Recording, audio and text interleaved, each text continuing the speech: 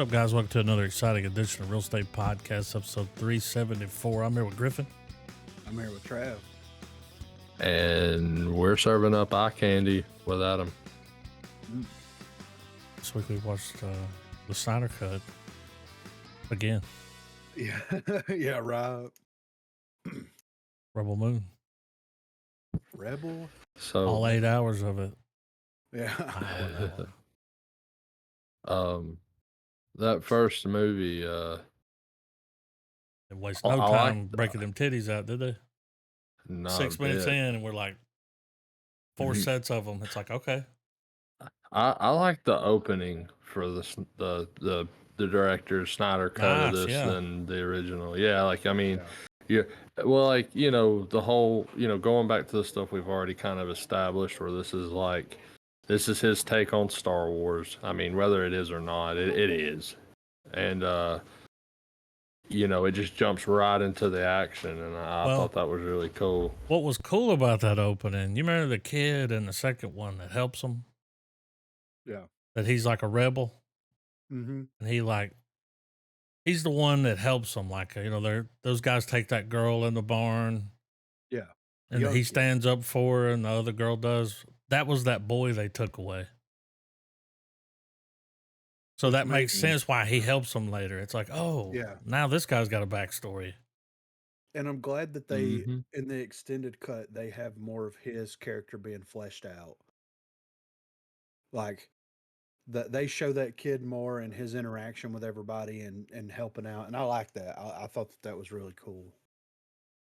Now, yeah, I agree. And as far as adding stuff to it, I don't know if you guys got the notion from this, but from the moment, Anthony Hopkins' character, the robot, he just shows up, does the crazy, hostage situation, headshot, and he disappears, and then we don't really see him again until the end of the movie. Mm-hmm. I liked those moments through the film where it would cut to him and you're hearing his thought process, because it's almost like it sets the tone for the next scenes. Like, what's the meaning, Yeah. Yeah, I like that a lot too. And the visuals were phenomenal in those moments. Like, it was really cool watching him kind of gather his equipment. You know what I mean? It's like, I'm going to take this, I'm going to take this, I'm going to fix the ship, Well, like the shot where he's walking through the field and we finally see him with the antler crown and he's giving that speech, you know what I mean? Like, kind of like how he's, it's his big, like, all right, I'm committing my programming to this now. Yeah. Like, this is my cyborg thought process moving forward. Yeah. And yeah, like the only downside though is that a lot of what we saw, it enhanced a lot of the world building and some of the backstory and stuff. As far as like filling in, like, hey, why is this fucker important? Like, why should we get emotionally attached to it? But scenes that were restored, or at least from what I can recall, nothing really enhanced the main narrative of the plot itself. Yeah. It kind of becomes more noticeable because even though the movie is so large in spectacle, and it's something that I've said a lot often when it comes to these really big, CGI fest movies, where it's like that stuff's cool for so long, but when it gets to certain points, what makes them lasting, like to compare to, like, say, Endgame, by the time you get to the big throwdown with Thanos and the Avengers is, all that emotional investment that's built up in the movie, but, also with admitting to the advantage of having a much larger, build up. By the time you get to spectacle, you got to have everything mean something, so that not only are you getting the entertaining visual aspect of it, but you kind of give a shit about watching all this fake shit happen, Well, they kind of do a better job at that, in my opinion, where it's like, Because at the end of the second film, you see Balthazar, whatever that dude's name is, he's getting crowned as like the God King, basically of the universe or Another whatever. world. Yeah. So it's like this, Ajax, and that's what I'm going to call him because that's who it was. That's who it was in Deadpool. But he's a mini boss, and it's like instead of having all these individual characters get their own movie and their own plots fleshed out in that way and then coming together, you have them all banding together for one singular purpose, which was to take out uh his name is Atticus, so the main guy, and but there's a bigger plot there's a bigger thing going on here. So it's like they got their individual story moments, their individual film moments all in this Yeah. movie and first two parts. And with them kind of fleshing out Balthazar, I think that's what his name was, but them fleshing Belisarius, I think is his name. yeah, Balasar. Balthazar, yeah. Them fleshing him out more as a villain. And because there's a couple of flashback scenes that I don't remember. Like, I remember the flashback scene where they killed the king and she was there, but I don't remember in the original cut them having her shoot the girl and then pinning it on her. Maybe that was Oh, in they there. did blame her. Yeah. Okay. Because I Well, remembered that Yeah. was going to happen. They blamed yeah. definitely I put won't. it I on won't her. lie. I did have a hard time remembering what, like, as far as the dialogue and certain sequences. I did have a little hard time being like, okay, was this in the edited cut or? Yeah.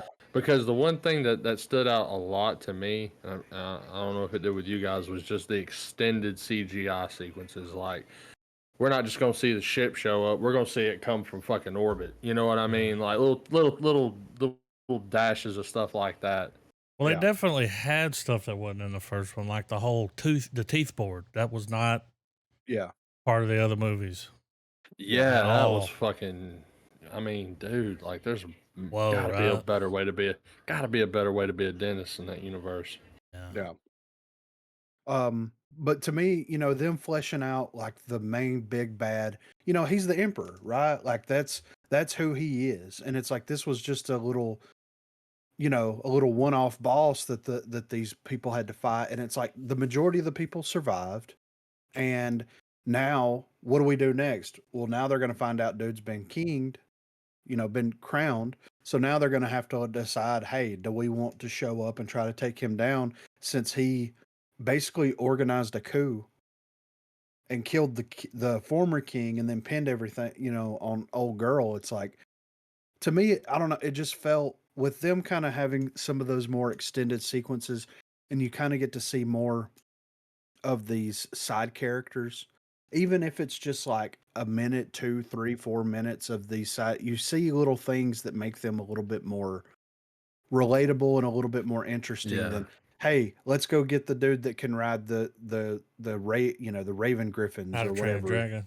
Yes, and Yeah. let's go get And the Nemesis chick that has Kills a there was spider. more. the not Yeah, lightsabers. yeah, I mean, and the way you put it that way, Griff, you're right. I guess a better way for me to put it is, I guess, like, I just wanted to spend more time just hanging out with those people one on one.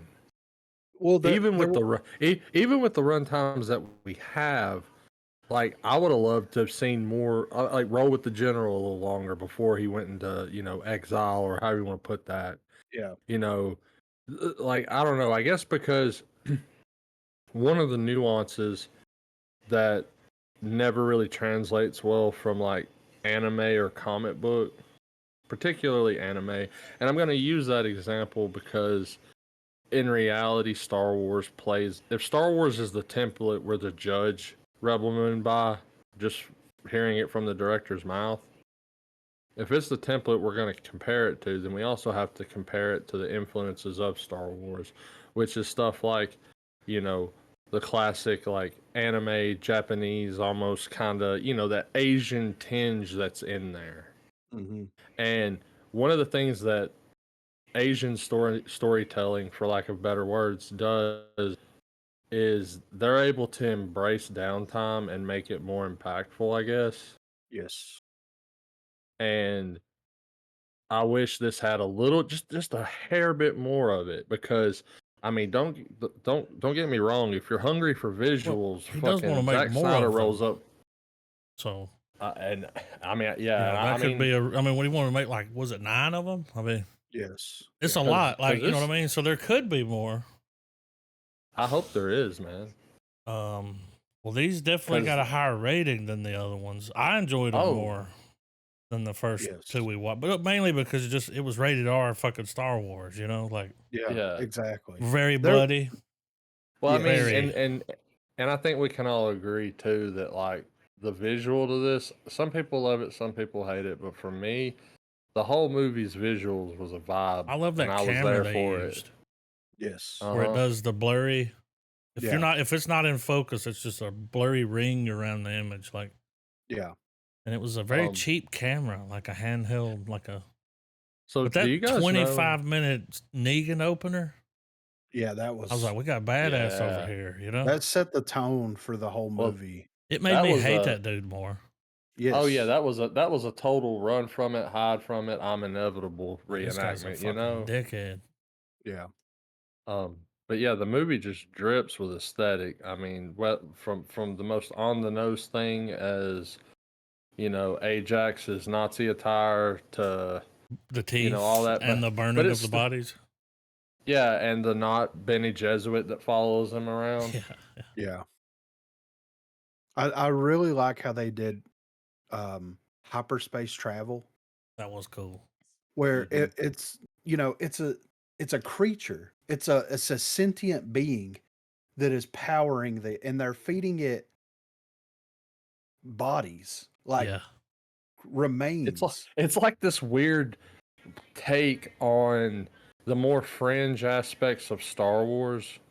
Like, remember in Ahsoka when they use those creatures to traverse a fucking galaxy from one galaxy to Yeah. another? The wells. Yeah. Yeah. Well, it's like a combination of that, and then they're like, "There's not enough 40K stuff in here, so we're just gonna fuel them with dead bodies." Well, it's Yeah. almost like it was a god, you Exactly. know, and they were Oh, just think about how many bodies they've put in that thing, like, and it was well, just crying, like. well, to add to what you were saying, Adam, about more stuff in the long run, it would be cool if, for world building's sake, they have to go deal with some people that do worship those things like a fucking god or something, you I know? thought we were gonna see when you do see that thing. Like I thought Mhm. that thing was gonna get involved Exactly. from the Right. trailer, you know, because you see Yeah. it like Yeah. moving. You know, it's not in the Yeah. shackles anymore. It breaks free. Yeah. And I'm like, oh, that motherfucker's gonna break bad, you know. But it's like that ain't what happens. Yeah. It just tells her that it's okay. Yeah. Well, it's Like I al- know well, it's you don't want to almost kill me, but well, I forgive you, like the girl did, like the yeah. father. Well, it's almost too, man. Like to add to with that whole thing there and some of the stuff, which I feel like a lot of my comments are, I'm flip flopping with it because there's things that I want more of. Like there's a part of me that doesn't want to like it, but I do. I'm We almost feel definitely want to guilty. finish that, Well, you know, well, because there's still stuff you didn't see. it's hard. Well, like just overall, like with the idea that he does have the prospect of having more sequels in the mix in the future. I think they It's should all be almost director's cuts. Yeah. Like, let's for not sure. do. Yeah, let's You know, stop. let's just Yeah, not waste let's. the time and money on an Yeah, quit edit. pussyfoot. Yeah, quit pussyfooting in that editing. Blow their where even faces slightly- off, like because the Yeah. amount of faces that get blown off in this movie is wild. Yeah. Yeah. But dude, when they're operating on the There should be. Atticus There and should that be an doctor, edit. they said we can't. We got enough energy out of her to bring him back. To fucking ungrateful bitch. Yeah. He was talking about that thing, and I'm like, damn, Yeah. they give this motherfucker a hard time, don't they? Yeah. Right. Mm-hmm. How'd they shackle that? Exactly. Like, I want to know that. Yeah. Yeah, exactly. Like that to me is one of the most interesting things. Like My that's a whole like second act of a movie Well, they right have it. there. It's on its knees, bent over, with its arms bent up behind its back in shackles. yeah, and it's like what the They're fuck? And force this is feeding it millions of bones, well, and it doesn't. They don't do hyperspeed travel. It rips a hole in the fabric of space and time. and then Which moves is Like them to it, which yes, is and then pretty fucking awesome. yeah, it sheds a galaxy tear. yeah. It's like did that just kill billions, I'm over hundreds here of like, should billions? we bottle that up? Yeah, for It might be real. Can we worth drink something. it? Yeah, yeah, Are we gonna get blue um, eyes from that? yeah, for real. The biggest problems that I personally had with these movies are the same exact problems that I had with the OG movies. And it's to me, they should have made Gunner's character the one who deceives them He instead was of her it new being boyfriend, Kai. right? Yes, yeah. Okay. Um, I think that Yeah. to me it would have made more sense because whenever dude shows up at the beginning and he's like, "Hey, we'll buy your grain or how much surplus did you have?" And they're like, "We don't have any surplus." And they're like, "Let me talk to the harvest leader, whatever." And Yeah. he's like, "Well, we had enough. We can Yeah, he's probably." like, of course. Yeah, he's like, Yeah, of we course we got got enough. plenty, and then you find out Yeah. he's been selling it. Like, Yes. that would have been So, better because the Charlie Hunnam character, like, I mean, well, they don't build, and I was hoping that they would do this in the extended cut, but they still didn't. They don't build that character up enough. They don't flesh that character up enough to feel an impact of him betraying them. well, Right why before did they that happened, trust him? Yeah. I mean, he's a piece of yeah, shit. He's selling someone out right in front of them. Like, yeah, Well, he's not Han Solo. You know what I mean? yeah, they Like make her out he's to be this like great warrior, and it's like fucking amateur hour over here. We're gonna trust this dude. yeah, Come exactly, on, don't exactly. look in those boxes. And dude. speaking of, yeah, Yeah, well, you make a good point here. She is supposed to be the baddest She is the bitch of them badass. I mean, by the end of all, the movie, you're like, all right, she's badass. but Like, but she was so close to death yeah, for yeah, stupid fucking reasons. yeah. Well, and here's my thing. In the second movie, they're like, all right, guys, Titus is like, we got to learn how to trust each other. I have a couple of issues with this. First of all, he says this to the people on the planet. These people depend on one another to survive day in and day out. It's like if you go to the Amish and you're like, all right, we got to get together and start trusting. It's like, if we don't trust anybody, it's you motherfuckers that just yeah, showed they up. already We trust each other. Exactly. That's one of my things there. Also, on top of that, at the end of the first movie, he's like, "Oh, we finally found you. You're what was her, you know, Christian name or whatever, her government name, Adelaides or whatever." Yeah, He goes on this whole big spill in front of everybody who she is. And then whenever they're all sitting around having this stupid campfire moment where they're all telling each other their backstories, she's like, "Oh, I'm just nobody." And Titus is like, orphaned. "I was a fucking general in the fucking army. I know who you are, bitch. The Yeah, rest of these people, like, why is but she he trying to waited keep some it?" time before he said that. Like He later, she went tries to tell him. at the end of the movie, at the Yeah, end of the and second he's like, movie, and I he's know who like, the "I fuck you know." are. I just, you know what I mean? Yeah. Like, And right before that happens with the campfire tales, she tells the gunner dude who she is, yeah, then refuses to tell the 5 other people on this we're planet in the trust that are building, exactly. experiment It's here. so and this is my biggest gripe. On this extended cut in the second movie, it really feels like it took them 3 days to harvest this shit because it was drawn the fuck It out. was a long scene. And he could have interwoven they could have interwoven the backstories for the characters that literally Mm. happen after the harvest happens during the harvest. He could have cut together the backstory and then it shows them out in slow motion beating the shit out of grain with fucking nunchucks. Like they could have interwoven these two things together to made a more seamless, fluid, you know, movie moment there. But no, we're going to beat the shit out of the grain for fucking 15, 20 minutes. Then we're going to go to sit at the table and Titus is like, "Oh yeah, remember that thing I said 45 minutes ago about trust? We need to know where everybody's backstories. I'm Titus. I sacrificed my life for the lives of my men. They killed all of them. I'm pissed. I went to the arenas. Who's fucking next? And then it's like, well, I guess it's my fucking turn It was to like go. AA. He was like, I'm Titus. Hi, Yes. Titus. Yes, I exactly. used to be an alcoholic, Yeah. but now I'm drinking water out of a flask, but I'm making all of you think it's alcohol. It's like up to that point, it's pretty good writing. But there's certain choices that are made, and I understand why these choices are made because this is how anime and this is how other forms of media do this. But you have 400 episodes of an anime where they can sit around for 2 or 3 episodes and talk about their backstories and it not be a real significant impact of the hundreds of thousands of hours of that anime. Well, Whenever you're watching a movie.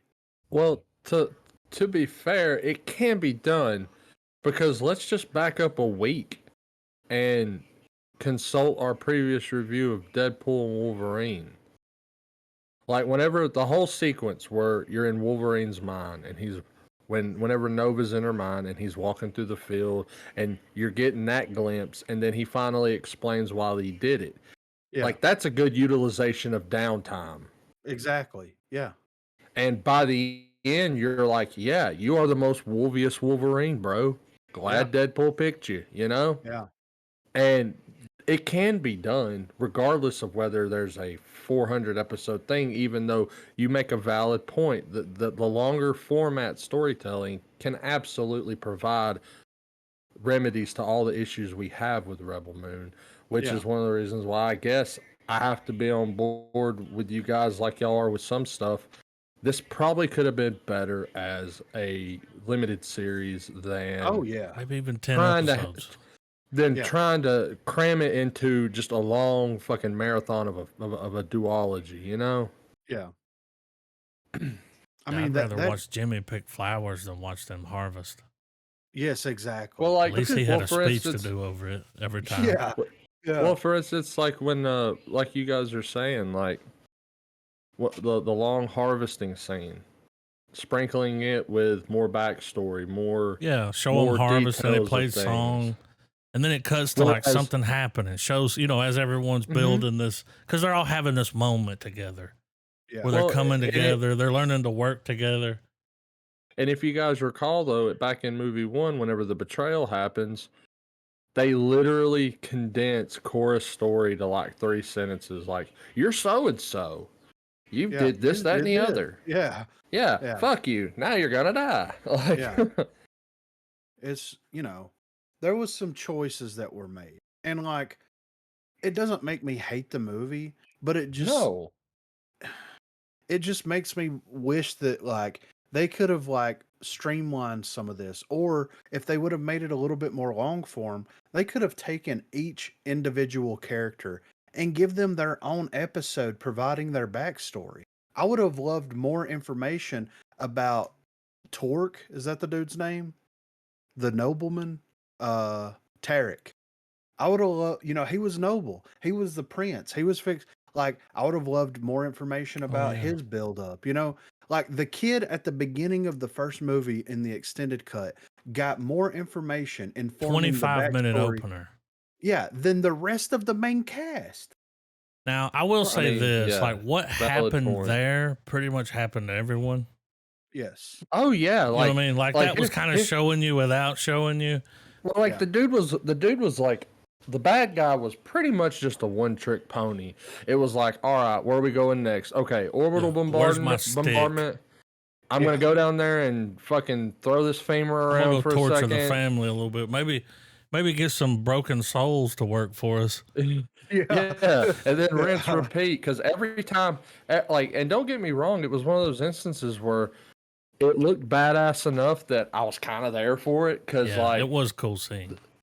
Like those sequences, because let me just nerd out for a second. The whole sequences where he's down there talking to him, and we even get the scene where we actually get to see from the crew in orbit, like load the gun and start firing on him and everything. Yeah. To me, visually, that's what I want to see if they ever adapted that part. There's a part in the Star Wars comics, particularly in the Vader ones, where Grand Moff Tarkin, the original guy in the Death Star from Episode 4. Him and Vader have went to Admiral Akbar's home planet, and the whole thing is they're going to try to get him to bend the knee to the Empire. Well, Tarkin and Vader go down there, and Vader, of course, is fucking shit up and everything, and Tarkin's talking to the fucking head people. Well, they meet terms, and they're like, all right, you know, we're still gonna be us. Fuck you, but we'll work with the Empire. And he's like, yeah, bitch, you're gonna stay in line. Well, as they leave, you know, the whole thread is that Tarkin's like, if you don't submit, we're gonna fuck this planet up. We're gonna bend it over its sun, and we're gonna ass fuck it. And he's like, well, don't do that. Blah blah blah. We'll do this. Well, on his way out, he's like, fuck you, I lied. And they light that planet the fuck up. And that whole sequence is every time when he would show up, I'm like, I just want. It has the problem of making me want good Star Wars, you know? Yeah. But like that whole visual, yeah, I know. I can write it on a note next to the next tooth I put under the pillow for the tooth fairy, you know. but to that be fucking fair, tooth board was badass. I can't get over that. I really enjoy. If we're gonna compare this to the Acolyte, fucking give it an Oscar. You know what I'm saying? Like, I enjoyed myself a ton, despite its flaws compared to that dumpster fire. Not only did she headshot everyone else, she shot the ship in the head. Yeah. Well, one of the things I told Deidre when I got done is I said, this was the best way I can explain this movie, kind of like most of Snyder's movies, even though some are far more superior. It's a beautiful mess. Yeah, it is. And I mean, sometimes messes are kind of cool to look at. Yeah. I mean, some artists make a living off of throwing paint on a canvas and with no rhyme or reason. Yeah. The first one was better. Yes, I agree. The first movie was better than the second one. I agree. And then this cut of the first one was better than you know what I mean? Yes. But after watching that first one, I was like, hell yeah. And then you put that other one on, it's like, oh, this is pretty much the same movie. Yeah, I mean, there's a couple just of some things added, you know, you see a little more Jimmy. Yeah. A little, you know, there's some extended, there's a lot more sex. Yes. They do it again for another 15 minutes. I'm like, okay. Like, what's that other guy think about you banging him, you know? Yeah. And here's a question, too. They made these banners for all of the people that showed up to help them, right? So Tarek gets a banner, Nemesis gets a banner, Gunner gets a banner. Why did they give one to the hunter that she banged in the first 5 minutes of the first movie? Like, sure, he's the new father. He's not even the new father. The old guy that's taken care of, took care of her is the father, right? So, like, why did they give him one for banging her? Like, does he deserve one? I'd give him a banner for banging her. Like, I'm just gonna say it's his little brush at social commentary participation banner. Are you sure the old guy was the new father? He acted like the new father. Well, he kind of looked like him, but that other dude was taking charge. That's what just made me wonder if it was him. Like, they never called him father. It might have been he might have been his right hand or something. I don't know. But I thought that the old guy, the way that he was kind of calling, well, and he hit the bell. Yeah, I mean, you know, and so did the first guy that, you know, got his brains beat in, you know, Negan. Yeah. He picked that dude's brains up in his hand. And when he was holding it, there's a little memory. Yeah. Oh, look, there's that one time when you weren't around, you know, and I was like, he's going to squeeze it. Yeah. And he did. He squeezed it. And it was like, oh, you motherfucker. Yeah. You piece of shit. Trav, what was he doing in that octopus thing? Fucking it. Was he? That's what I thought. Yeah. Well, he's like, indulge yourself. He tried to get that other guy in. We were talking about him vaping, but he took that vape straight to the lungs. Like, didn't he? He had to sign a waiver on that bitch. But no, the only thing that made me think that, obviously, never mind the fact that he was fucking naked getting out of it. What he said to the guy, he was like, "You want to get in on this?" Like, well, whenever he gets up they made a point to show them things penetrate. You know, like one of them went in his mouth. Yeah. Well, no, I mean like when he's like talking to that guy and you just see the tentacles fucking off in the background. Yeah. There's like a part where one opens up and the other one kind of like like went inside of one like a snake. Well, snake. Well, like when you're a kid and you do the circle with one hand and the finger with the other. Yeah, I took it as that. So he was getting sucked off by those things. Yeah, probably more than that. Probably that thing those things found every hole. That's why I was like, because I'd sent a message to Adam. I said one word, hentai. It went Wicked City. I didn't know what you meant by that. Now I do. Like, what's like, it just immediately. I didn't know you were talking about the movie. It immediately took me back to Wicked City. When that bitch is on the bridge, and she's like, "Hey guys, run! I've got it distracted." Gluck, gluck, gluck, gluck. Yeah. He plays a good villain. Yeah, for sure. Like, what was Christoph Waltz in Inglourious Bastard level? Yes. You know what I'm saying? Like, yeah. Mm-hmm. I really didn't. He would play a really good villain that has a redemption arc. Yeah. Where acts 1 and 2, you're like, nah, fuck this guy. Something's up. Yeah. And then he comes in with the 11th hour clutch and he does the thing where you're like, God damn. See you in Valhalla, brother. You did it right, you know? Yeah. I like that guy a lot. He was great in that first Deadpool movie, so I'm excited to see more. If you're good at making yourself hateable, yes, then yeah, I mean that to me that's just as good an acting chop as someone trying to bring you to tears. Yeah, yeah, but dude. He does it in a way that's you kind of root for him. Like you hate him. In his defense, he was just doing his job. I mean, well, it's like the PG-13, he's a fuck boy. In the R-rated, he's an asshole. Like, you know, like. But I think this is what I think. If Snyder is able to get the rest of his movies off the ground and get them made, I think that they're only going to make these first two movies better because, like I was saying earlier, you get you get the backstory for all the characters in these two movies. You get their first little their first two little skirmishes with the mother world in these movies. Anything that's built on top of this like you're already going to be rooting for these characters. You've already got all that chuffa out of the way. It's only going to make these better. But are they going to allow him to make those other movies? And that's going to and that's kind of where I'm at with rating the movie. It's going to be like a fine wine that's going to age better with what's released versus time. And I think that's also the same way. I think whether or not it was like you manifested the idea and was like, this is how I'm going to do it. But it's almost like it's kind of how those early decades of Star Wars was. Yeah. Oh yeah. What we got was all that. Then what we got was fantastic. But remember when it came out and people were like, "What the fuck?" Yeah, but we knew there was more to it and was on its way, and kind of like with this, and which leads me to my question to add to yours, Griff.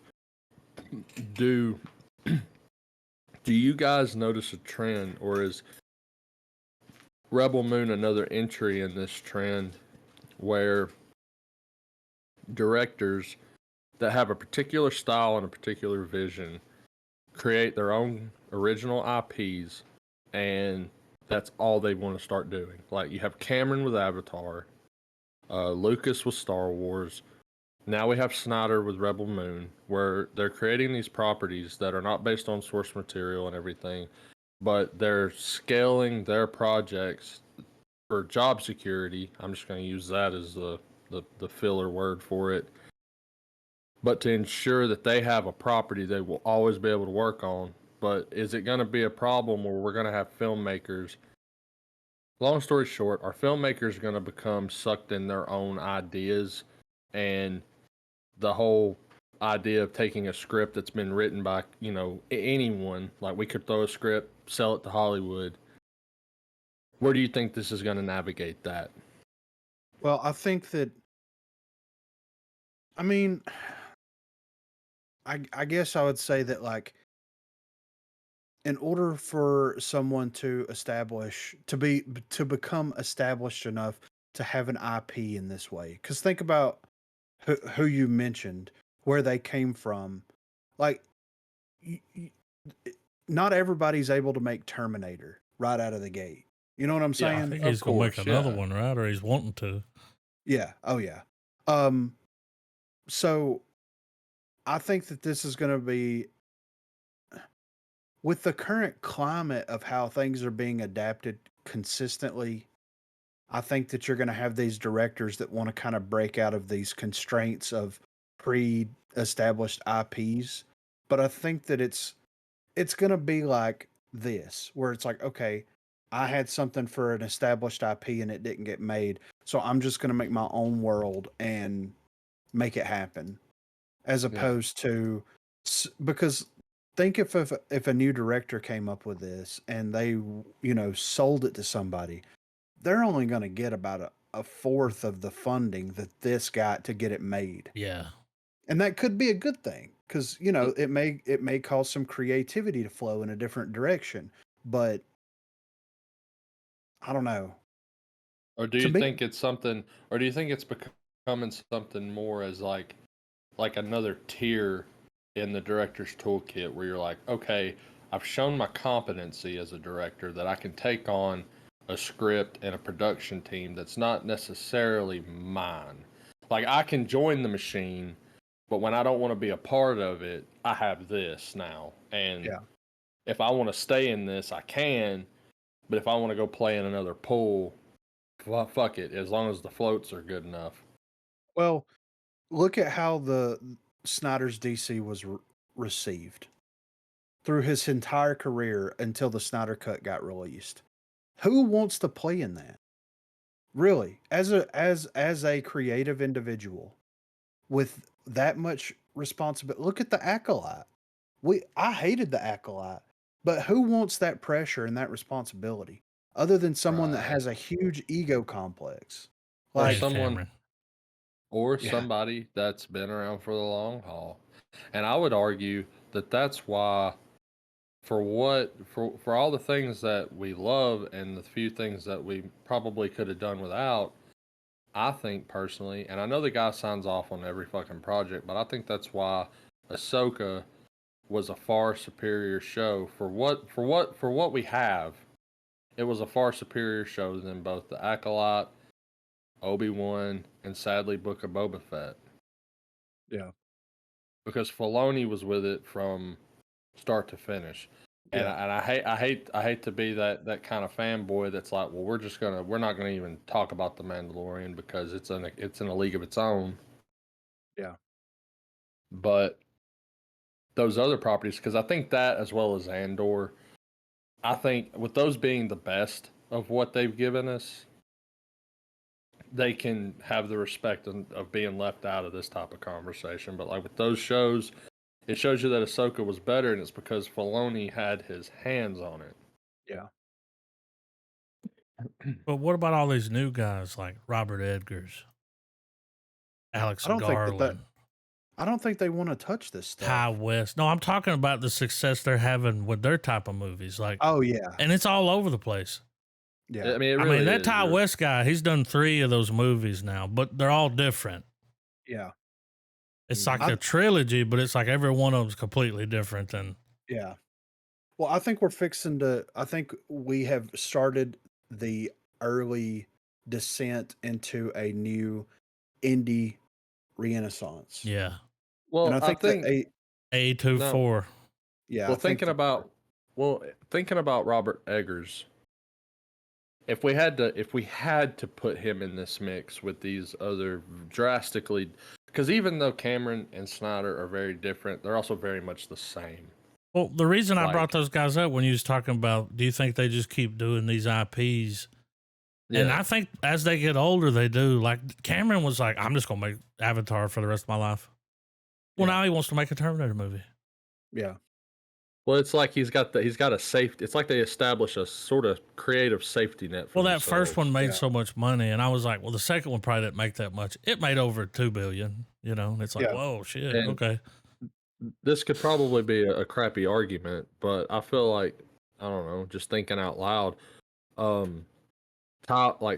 Ty West, but Robert Eggers, for instance, although he doesn't necessarily have a franchise or a series of films per se, one of his common traits throughout all of it is he tells these really, he has Definitely these very has a interesting, style. he has, and he has these very different takes on essentially fairy tales. Yeah. Like, he's able to peg the fairy tale creepiness that Shyamalan wishes he could touch. Yeah. And not make it cheesy. Yeah. Yeah. I mean, with no disrespect to the good, oh man, god damn, but I mean, with respect to Shyamalan's work, that is actually fucking great and incredible, because there's a reason that man still gets work. Yeah, for we sure. can't deny that. But, I mean, it's one of those things where the more you think about it, I guess, when you look at the larger picture, it's the same ups and ebb and flows of, I guess, just being a director. Yeah. Like, you're gonna have the stinker. If you have a 10+ year career in anything, you're gonna have some fuck ups. Yeah. No, I mean, I think that Snyder's been drugged through the dirt, and he was drugged through the dirt. He's been drugged through the dirt since Dawn of the Dead remake. Well, it's And to the point where he knows how to make the pictures with the mud now. yes, Mix a exactly. little water with it. You know? And mud pies, bitch. yeah. And I think that he's at a point in his career where it's like he's going to be able to work regardless. He's made enough money for studios to be able to basically do anything that he wants to do. But why play in everybody else's pool whenever he can put his, build his own pool in his backyard? And I think that makes sense. And it's the same with the rest of those guys. And it's just my guess, but I feel like with Snyder's art background, like with painting and all that kind of stuff, I feel like with his knack for visuals, I don't think it's something necessarily I wouldn't know if he crutches on it, but it seems to be a consistent trait in all of his movies that he is really hoping that the visual that he puts out tells just as much to you as the dialogue of the characters. And in some instances, it absolutely does. He's a hell of a filmmaker. I mean, dude, maybe not the best writer. I don't get the hate for his visual style. I don't. Me personally, this movie looked great. Yeah. You know, like me. Yeah, I mean, dude, you like if you 6 hours of great. You know, yeah, and like 6 hours and 45 minutes or something like that, or maybe 25 minutes. Like it's and the bill was footed by Netflix, man. Yeah, he just needed more time. You know, when those other ones came out, he needed more time to work on these.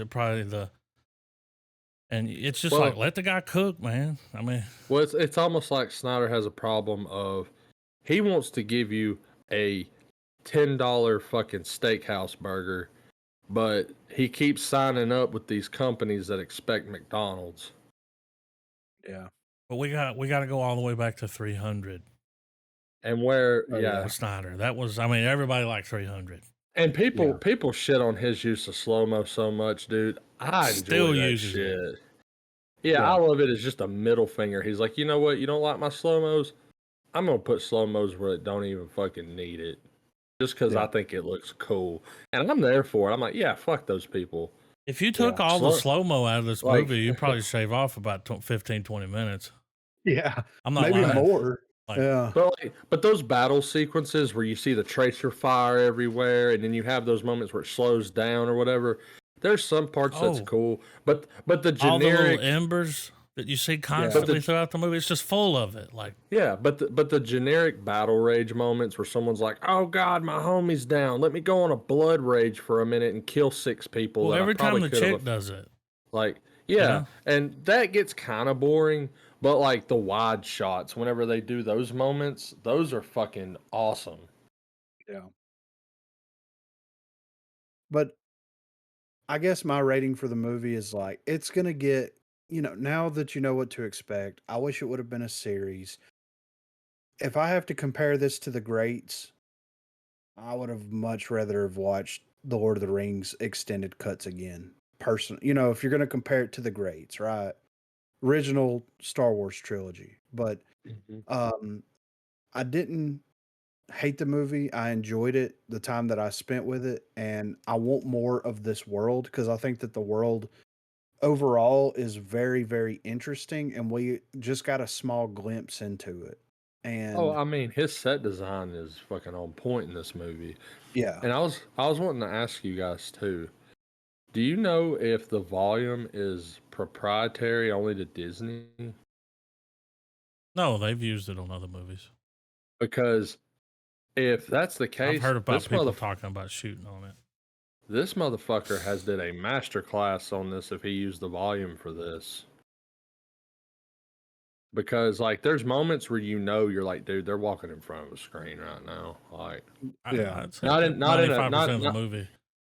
yeah, of Yeah. course. But like there's just moments where I'm like, he does a good job of blending the set that the actors are actually inhabiting and the background like like those he did a really good job with that. Even though yeah, I mean, even though just from if anyone who's watched enough fucking blockbuster style films, you can tell when they're in front of a screen at this point. yeah, And I don't think there's a whole lot to do to mitigate that other than go full practical, full production. We're in the middle of a fucking field, or you settle for this. But I think he did really great with the way like all the sets they were on, the ships, all that. Like I said earlier, the movie's a complete vibe for me, and like I could watch more of that. Like I could watch more of like just the world moving and just yeah, operating. You know what I mean? yeah. But I'm gonna give the whole run a half star. You're talking the The other two and these two? Yeah, Okay. I would give if I had to compare them Well, against I each was other. trying to go back to see what we gave the other movies. I'm trying to find it here, but if I gave that a half star, I've got to give this one a full one. There's Rebel Moon. It got 2 stars. I thought that's what we were doing was. So Rebel Moon So got 2 stars. I would Rebel, say I would say if you're giving it a half out or a whole star, Adam, and with you having the half, Griffin, The second one got 1 star. yeah, I will say I'll give the whole run itself because I believe the whole story itself, the director's cut is absolutely a 2.5. yeah. I mean, I agree with that. I think it does. I think it earned a half star in just restoring all the footage that Because the they first took one out got for 2, the this. second one got. I think me and Griffin both gave it a half. I think you were like, Yeah, I'm pretty sure you said no star. And we were like, what? Yeah. Uh, I mean, I'm not trying to make my star fluid, but I do think that whatever it needs to be to keep it just. Sorry, I had some technical difficulties, but I think to keep it at least, it deserves to be a half step up from where it was because it was. yeah, Uh, at least like what was added to part one. yeah. That was yeah, Yeah. I mean, almost a whole Um. hour. yeah. Yeah. Just extra shit. So yeah, But yeah, but I yeah, was not to cheapen my my rating of a film, I'm willing to give it whatever it's needed to be that step up, be it a yeah, half or a whole. Half whole. yeah.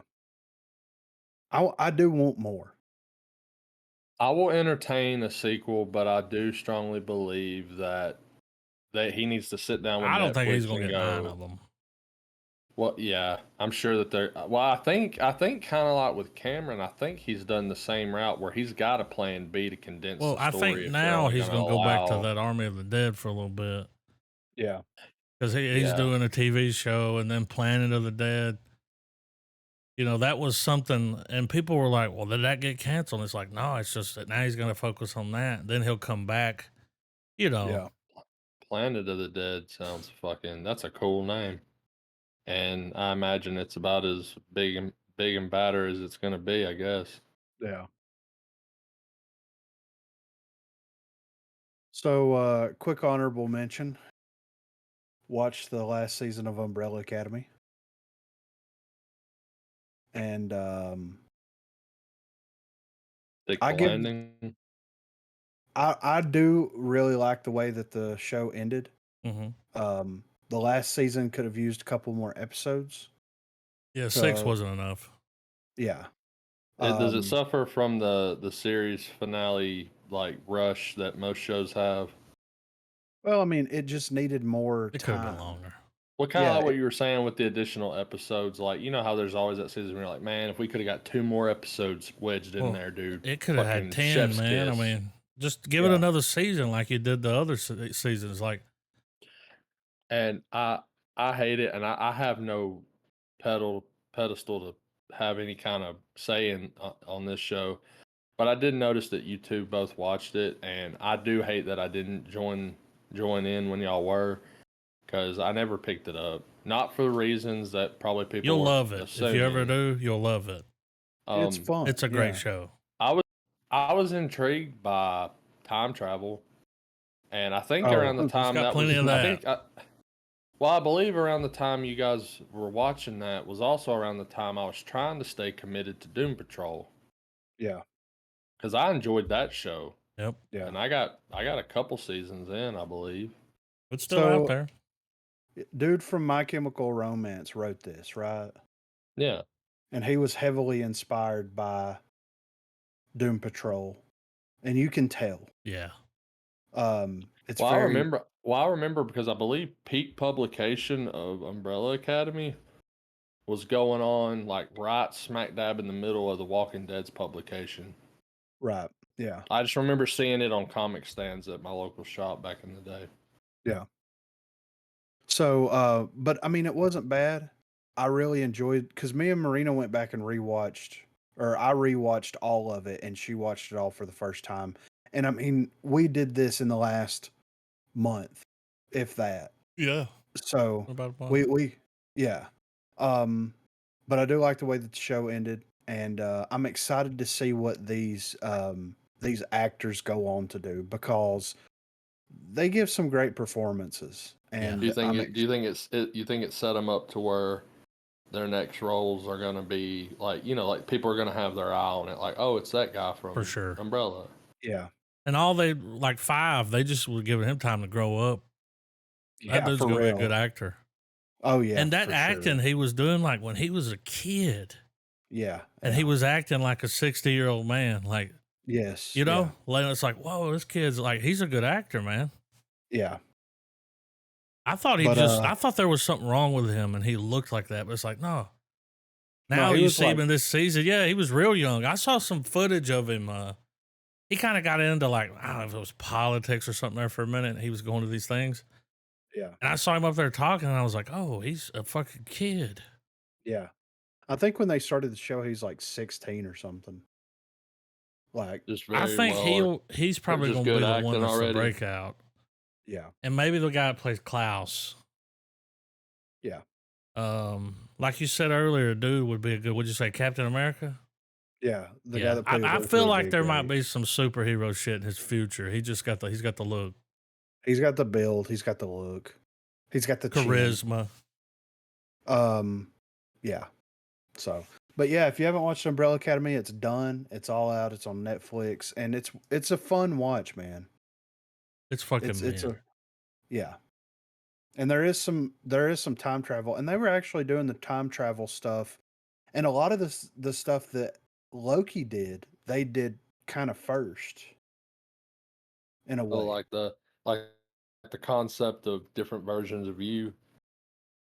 Well, that, and then there's an organization that's like shutting timelines Yeah. down. Oh, I like the really time felt like cop idea. Loki kind of ripped on that. Well, Yeah. even the same, like everything there looks like it's in like the 50s or the 60s. Yeah. So when he goes to TVA, it's like, oh, Umbrella Academy did this. Yeah. Like, So it's Oh, okay. yeah. So it's really good, and the stuff that they do with time and space and all that is really cool and really interesting. And they tie a lot of key events like real life, because the whole second season is like focusing around the Kennedy assassination. That's so funny you said that because I was like, I bet they go see Kennedy die. Well, I mean, that's the major plot point for the second season is them being stuck in Dallas in the 60s and them dealing with everything. And it's really interesting. Well, So, is it does it weigh like with a lot of time travel shows? Does it or stories? Does it weigh that? Do we take action or do we let history play out?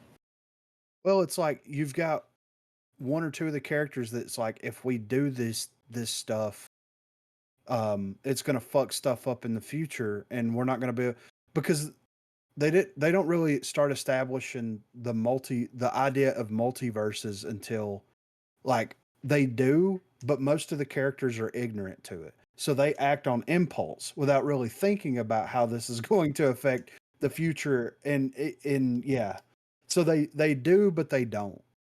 It's kind of interesting the way that they Like the handle it. damage they cause in the moment is like it's far more significant than they realize. Yeah. Oh yeah. Oh, for Yeah. sure. I Yeah. mean, classic time travel stuff. Yeah. Yeah. I And like that. I'm there for it, you know? you've got one or two people that's trying to keep everything together without it getting out of hand, and it's like, and yeah, it's a whole thing, but it's good though. Definitely worth a watch if you haven't watched it. And it's 36 episodes total, Okay. and yeah, it's you'll That's about breeze the run through of it. a really good anime. I mean, not Yeah. to keep, pinpointing that, but Yeah. But we got a little bit of movie news I'm gonna hit on here real quick. Borderlands came out a couple of days ago. oh man, I haven't heard good things on my end, man. Yeah. So it was more of a good-natured battle than usual for the top spot at the box office this past weekend. Most of the attention was on Blake Lively's It Ends With Us, taking on what ended up being three-time champion Deadpool and Wolverine, starring her spouse, Ryan Reynolds. It wouldn't even be fair to call Lionsgate Films' Borderlands an afterthought. After the course of its 3-day debut, it only netted $8.8 million. Damn. that's rough. Yeah. The movie's bar to clear steadily decreased as it neared release, with trailers failing to generate any sort of excitement. Yet it couldn't clear the bottom of the barrel projection of 10 million the same way it couldn't clear 10% on Rotten Tomatoes.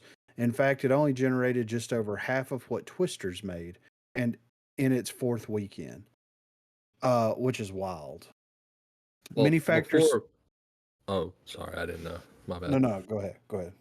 I was just gonna say, do you guys think the movie's poor performance could be linked anywhere at all to Jack Black's little fiasco No, earlier in the year? No, not I at don't all. think so. No. I mean, I was just wondering, not to go in that whole avenue, but I just felt like it was worth bringing up.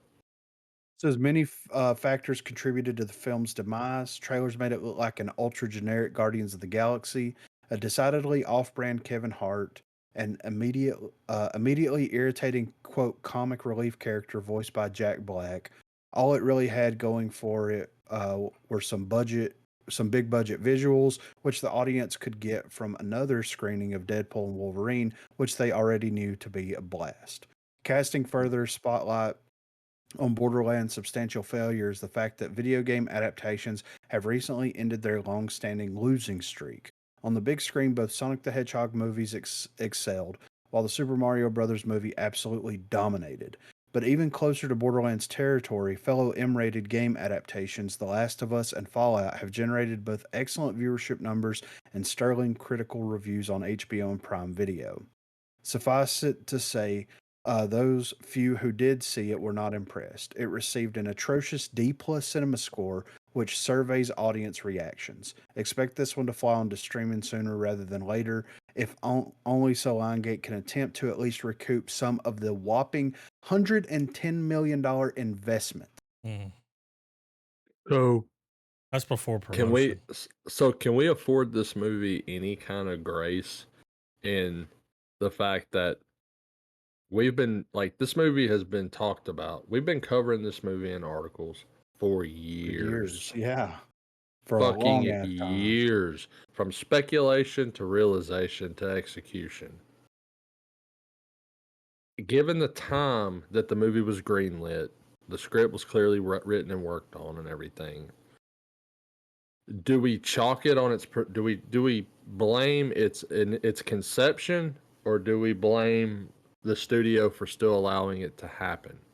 Dude, Because they let this movie come out while Deadpool and Wolverine was in theaters. Yeah. I mean, and that's suicide dumb. for any That is movie. dumb. You could have put there's out probably people that already watched Deadpool and Wolverine, went back and watched it again.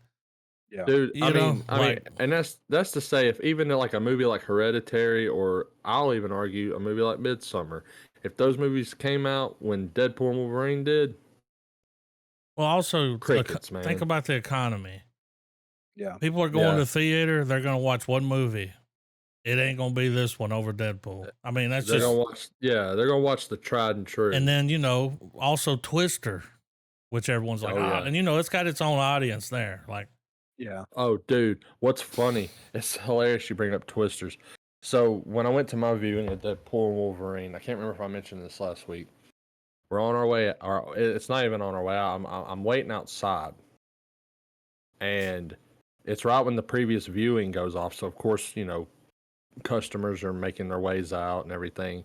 And I immediately get in the panic mode because I'm like, wait a second. Once they clear that door, we're in spoiler world, Yeah. Like I'm sitting there like, okay, I got to get inside because someone's gonna be like, dude, the part when they, and I'm gonna be like, dude, fuck you, I'm falling into your car and fucking slamming your head in the door. No, like for real though.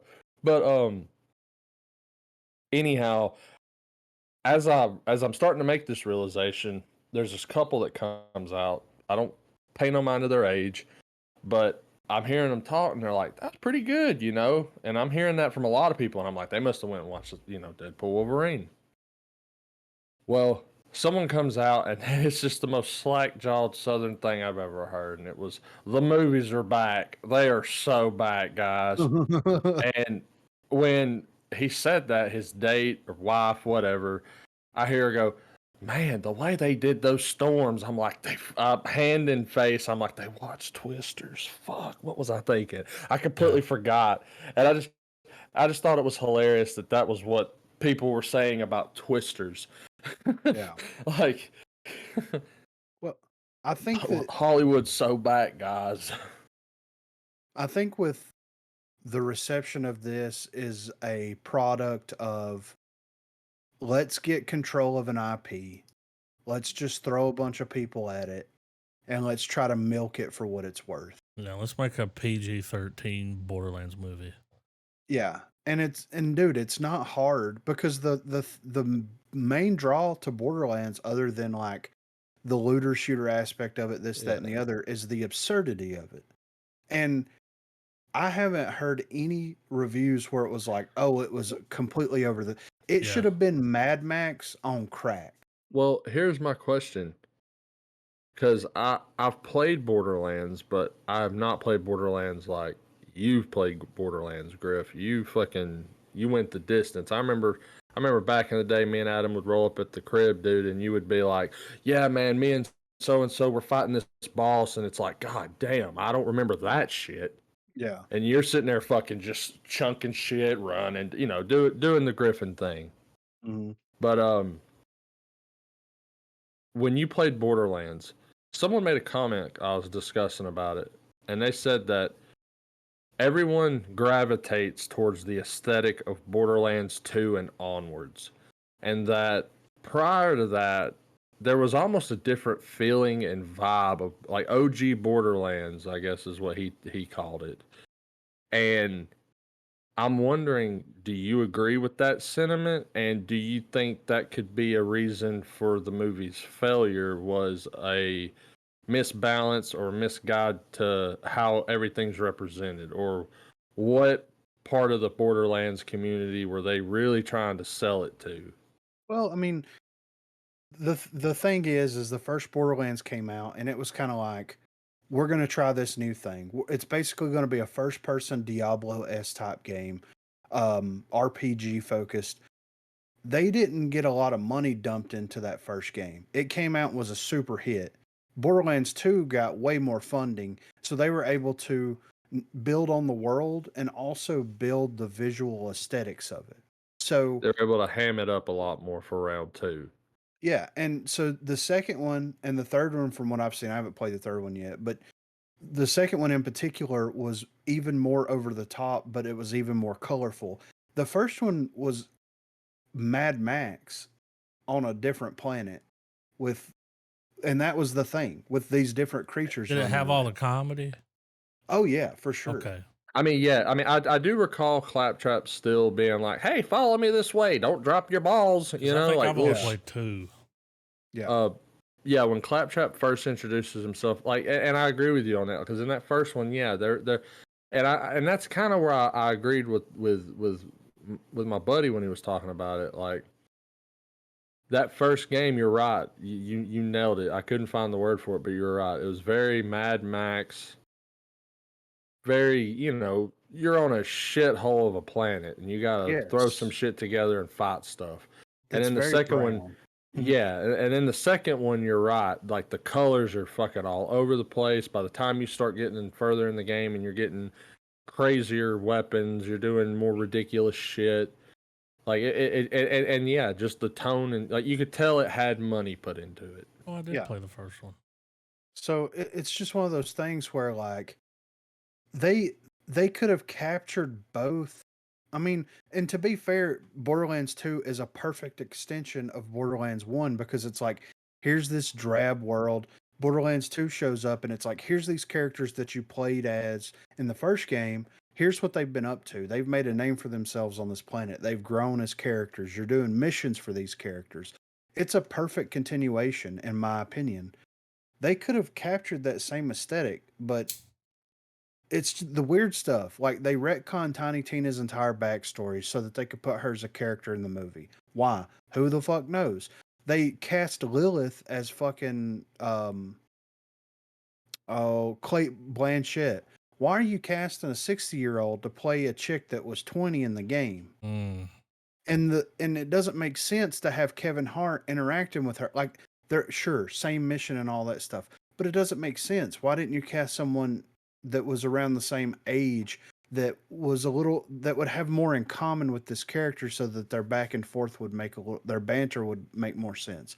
Why are you bringing a psycho that's playable in the second game into the first game when they're the main things that you fight against in the first game? Like it's just there's some weird. It's like they tried to take Borderlands 1 and 2 and just like super smash them together and retconned a bunch of stuff in the process. And I think that's what the community is that upset won't piss about. video game fans off, you know? Yeah, right. It's Dude, like, when bro, I saw Eli Roth, I had my doubts. yeah. Oh, I remember. It's always been right. that way with him, dude. I Yeah. mean, it's like, like that's not the You best. were right. I guarantee you that Thanksgiving movie is probably pretty good. Yeah. Because that's just something he That's came his up lane. with. It's wild. Yeah, that's his lane.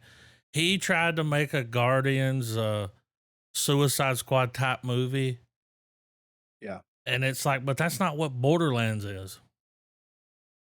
No. It's not Guardians of the Galaxy.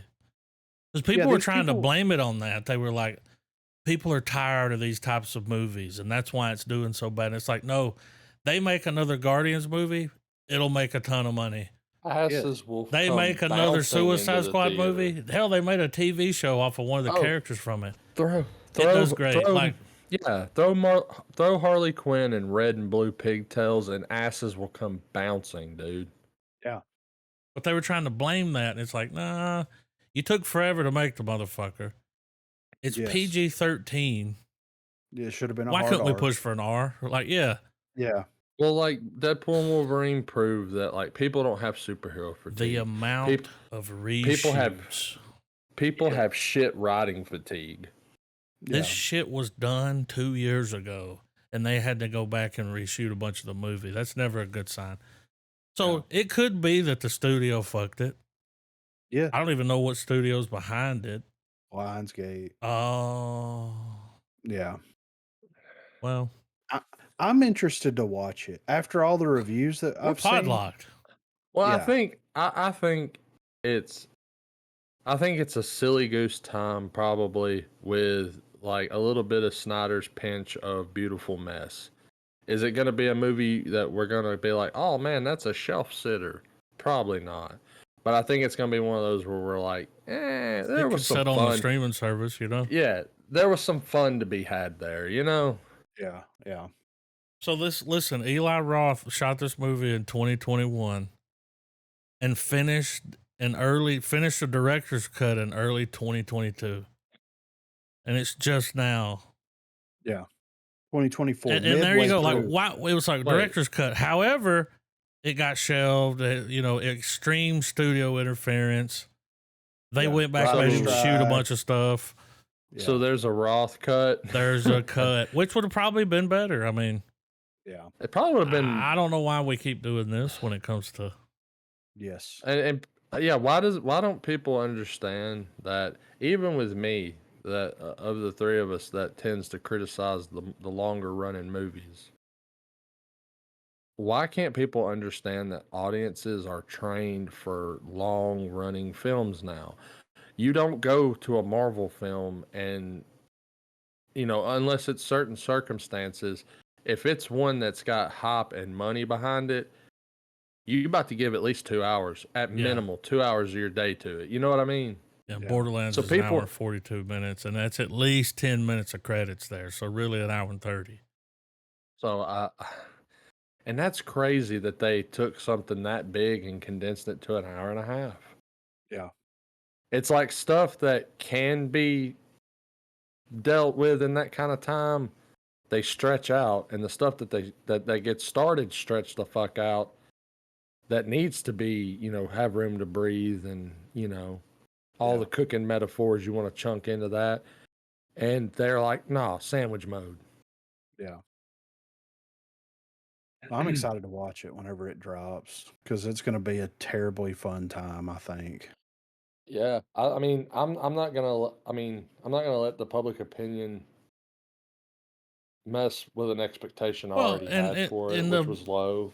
The low turnout could be of just Deadpool. All this movie might be great. Yeah. Well, and think about this too, man. Dread wasn't a box office hit. Yeah. But man, you won't find a fucking hater anymore for that movie. Everyone fucking sucks Dread off like fucking like Sylvester who? Yeah. Right. So I mean, and yeah. I guess kinda like with Rebel Moon, like maybe time and let it steep. Borrow a vague term. But speaking of Cameron, the legendary filmmaker behind the Terminator franchise is up to something big, and he's keeping it very close to his chest. While the director was discussing the upcoming Terminator Zero animated series in an interview with The Hollywood Reporter, he shared that he is about to step back into the franchise himself with a new secret project based within the Terminator universe. What exactly is he working on? He's not telling just yet. During the interview, Cameron shared his thoughts on Terminator Zero, the new Netflix animated series that delves into the future of the battle with the machines and the origin of Judgment Day. The show will explore. Incredible. Yeah, it does. The show will explore the root cause of the nuclear war that has followed the series like a deadly shadow. Terminator Zero has caught the attention of Terminator fans, Cameron included. While he wasn't particularly involved in the actual development of the animated series, Cameron did express a casual curiosity about how others are expanding on the world he originally created. It looks interesting. My relationship to that is very much like the Sarah Connor Chronicles. Other people spinning stories in a world I set in motion is interesting to me. What's their takeaway? What intrigued them about it? Where are they going to go with it? It looks like they're going back to the root cause of Judgment Day, the nuclear war, and whether that's an ultimate timeline. I'd be curious to see what they've come up with.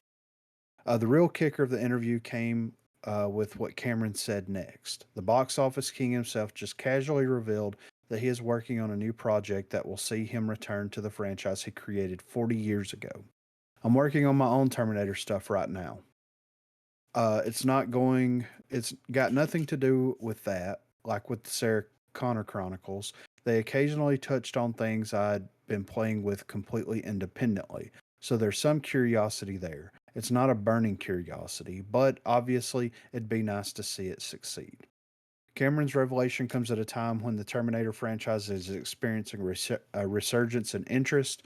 Terminator Zero will premiere on Netflix. The Terminator 40th Anniversary 4K re release is coming out in December. The real question is whether there is still an appetite out there for more from the franchise. The initial reaction Terminator Zero suggests that there is, so long as it's done right. So, is he going to end it? I mean, is it time for a reboot? No. No? I think to answer what was said in the article, though, I think that there will always be, and I feel like I count myself amongst them, there will always be people waiting for the next attempt at someone trying to tackle Terminator, for better or worse. So I think interest will never truly go away, but if you're going to compare it to intrigue and say like the modern day with a Marvel film, no, like you're answering your own question with that, you know? Yeah. But have you guys watched any of the Terminator movies since the one with Christian Bale? Mm-hmm. Yeah, I haven't watched the last one. Genesis. Was that the one where they brought Arnold back and they CGI'd him? Like, well, he was in both. And Genesis and bad. Genesis and Dark Fate both were not good. Yeah, I mean, it's the downfalls. They were.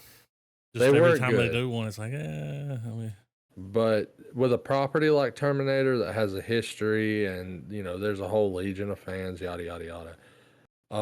I think that it's just as much the same kind of downtime or down period as you know, to joke with Marvel, you know, with them. Like, but they're never going to touch T2. A series of oh no, nothing ever. It's not going to happen. That, in my biased opinion, no. That is definitive masterclass action film. Well, that's why they keep making them. Is that one and I think there's still some gold in that vein, but just the motherfuckers got to come in with a good pickaxe, dude, because that mine has been mined to fucking shit and back. Well, I think that it would be fitting, in my opinion, for Cameron to put the nail in the coffin of Terminator. And I'm not saying that they're going to stop making Terminator properties, but like he introduced Terminator. We got T2, which introduced John Connor and why he became who he was. I think it would be fitting if he returned to it and it's like, okay, Judgment Day and everything happens. This is how everything ends. There's quite a large time gap there that people can still play in. But and with time travel, you know. Yeah, you're absolutely right.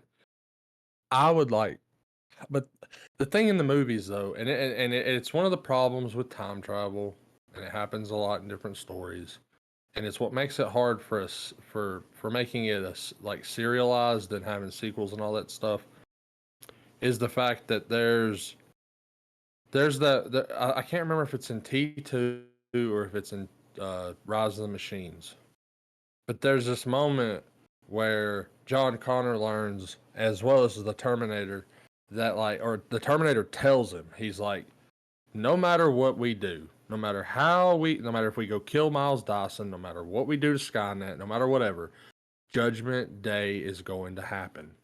Yes. It's like it's a canon event. Yeah. And so I think it would be interesting if Cameron did come in and do an ending, but end his timeline. Yes. Yeah. Because just the nature of how everything is in the modern day and whatnot, it would be very interesting to incorporate not necessarily a multiverse, but the whole, go back to the simple terms, parallel reality, where things like we see the loop get sealed off at different points. Like the loop gets confirmed in Salvation when they finally send Kyle Reese back, and we're seeing it from the future standpoint. Yeah. So I think finding a way to do a definitive loop where it's like, okay, in this timeline, yeah, Judgment Day happens, but Skynet is eventually defeated. That loop is broken, but we have to create another loop to ensure that that loop only stays in an area. Like only a certain amount of time in our timeline is confined to this loop, but we find out how to get past it and keep going. Right. But I mean, I don't know. I didn't mean to necessarily interrupt you there and turn into a TED talk, but there is a point in Terminator where they do bring that up. So it makes Terminator Zero more appealing to me because it's like, how are they going to tackle that? Yeah. Yeah. I think it would be fitting for Cameron to do that. That way he can kind of put the nail in the coffin of something that he created 40 years ago, and it still leaves it open for people to play in that sandbox if they want to, and he he can finally wash his hands of it. Because every time they release a new Terminator movie, it's always, what's Cameron's involvement? Is this going to ruin the story? It's the same argument and the same questions time after time after time. Put his stamp on it and be done with it. That way you can move on. Well, I mean, think about this, and wouldn't this be interesting too? And at least, well, when you think about what Skynet is and how it operates, now we have a term for it. Skynet is 100% not just artificial intelligence; it's a fucking quantum computer. Yeah. So why not have it the sci-fi? I'm not going to sit and try to come up with a legitimate, plausible backstory. It's just because sci-fi, that Skynet has been able to inhabit the same type of consciousness through different realities, and that's why Skynet is so goddamn effective. Yeah. I mean, they could do something like that. Like I mean, yeah, Skynet's an interdimensional vampire demon. That's exactly what I mean. Yeah. But Right. no, but have it to where Skynet's contingencies are like almost like at the end of the Matrix. Like getting out of the Matrix didn't get you out of the Matrix because there's another Matrix. Yeah. Like you're in a Russian doll of sorts, Yeah. So next up, Channing Tatum in conversations with Marvel Studios about reviving project. So are we going to get a Chambit? Yeah, I think so. Variety spoke to the actor at the premiere of his newest movie, Blink Twice, and he was asked if MCU's newest had re-inspired his hope for a solo venture. I sure hope so. From your mouth to God's ears, write it into existence, my friend, please. He was then asked if he was engaged in any talks, and the answer is yes, though it doesn't sound like they've been serious ones at this point in time. More just like he's mentioned to Marvel that he's still game. In Tatum's words, of course I've said I'm still interested. I've been saying I want it for the last 10 years. It's in Bob Iger and Kevin Feige's hands. I pray to God. So with Channing with Chatham's, as I want to call him Chatham. With I mean, first off, loved him as Gambit. If we didn't already underscore that shit from the last review. So what's this thing I keep seeing where people that do criticize it are saying like, I mean, I thought the accent was purposely supposed to be very real hammed up, like he did it. Yeah. But a lot of people are going, "Hey, he's just doing the same voice he did for another movie." I don't know nothing about that. Yeah. Where he says his name is Jeff, but he says it in a way that's 100% the way he talks like Gambit. And people were like, "What?" That was in that was 21 Jump Street, wasn't it? Yeah. He's like, "I'm Jeff." Yeah. They're calling it the I'm a Jeff voice. But I mean, it didn't bother me, but like, I did I thought notice it was that. hilarious. Oh, dude. Woo, I'm about to name myself right here. I think that he'll be back. He may not get his own movie, but I think that like Gambit and even Blade would make perfect additions to the Disney Plus lineup. Yeah. Which, by the way, I didn't drop this article in here, and I don't know if the D23 goes into it, but they canceled Armor A Wars. lot. Yeah, a quiet cancel. Yeah, dude. Yeah, so there's room to open up. So I'm wondering with the way that they're handling X-Men. Sorry. So is Channing Tatum's Gambit, is he X-Men 97 Gambit? I don't know. Because I feel like they Kind of looks like him. they're gonna have X-Men 97's story play out with its show, but are they gonna pull characters into live action and do the cross from animation to live action? Well, they've already done that with Professor X. Yeah, but I still don't feel like it's been fully established, because in the same respect, Multiverse of Madness shows us through the montage that every conceivable Marvel universe is its own universe. Mm-hmm. So, I'm not saying we got to have a Who Framed Roger Rabbit thing where there's the animated fucking X-Men 97 coming through a sparkle ring or anything like that. But I'm just wondering if that's their approach to that. Like, whatever happens in 97's universe, we can assure that when it bleeds over into the movies and stuff, we're gonna have a live action representation instead of some weird commitment to making different people from different realities have their visual style maintained. Well, I mean, Professor X in his chair. I mean, is that 97 though? Well, that's the the nods are there. 90s. I agree with you. When I saw it, I'm like, dude, it's a fucking cartoon, man. I'm pretty sure that they confirmed that was Professor X from the animated series. Okay, I can't So, remember, man. But yeah. that makes a lot more sense. I was just wondering, because if we get those type of comic book accurate representations, X-Men's gonna look fucking amazing, dude. Yeah. Well, I mean, But I know it can ride that line between being absolutely amazing and absolute dog shit. But I mean, they made him look good in Deadpool and Wolverine, man. They even made Wolverine look good, man. yes. Yeah. I mean, the technology's there, and people want at least a somewhat comic book accurate representation of their characters. So, People are okay with white-eyed masks. yes. Yeah. Right. So, Hey, it works. I don't understand it either, but it works. yeah. Well, last up, I'm going to hit the high notes of D23 2024. So we're getting, they showed some footage for the sequel for Moana 2. We got the teaser trailer for Snow White. We'll get into that. First look at Stitch in the live action remake of Lilo and Stitch. Incredibles 3 was announced.